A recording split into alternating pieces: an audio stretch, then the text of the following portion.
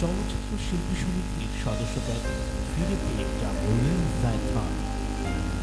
কিছুদিন আগে বাংলাদেশ চলচ্চিত্র শিল্পী সমিতির নির্বাচন অনুষ্ঠিত হয়েছে। এরপর বিজয়ী হয়েছে নিশা দ্বীপজলের প্যানেল। নতুন কমিটি অভিনেতা জায়েদ খানের সদস্যপদ ফিরিয়ে দিয়েছে।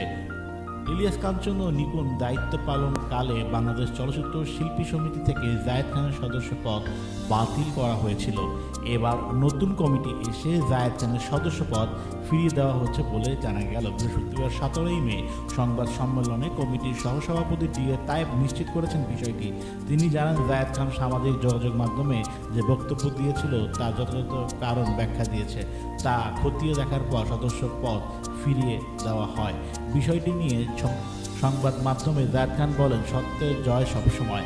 নিপুণ নিজে অবৈধ প্রক্রিয়ায় দায়িত্ব পালন করেছে। সে অবৈধভাবে আমার সদস্যপদ বাতিল করেছে। নতুন কমিটি এসে বিষয় তদন্ত করেছে, আমার কাছে ব্যাখ্যা চেয়েছে, আমি দিয়েছি। এরপরে তারা আমার সদস্যপদ ফেরত দিয়েছে। গত 19 এপ্রিল বাংলাদেশ চলচ্চিত্র শিল্পী সমিতির 2024-26 মেয়াদে নির্বাচন অনুষ্ঠিত হয়। নির্বাচনের প্রায় মাসখানেক পর ফল বাতিল চেয়ে নতুন নির্বাচন দাবি করে রিট করেছেন পরাজিত সাধারণ সম্পাদক প্রার্থী অভিনেত্রী নিপুণ আক্তার।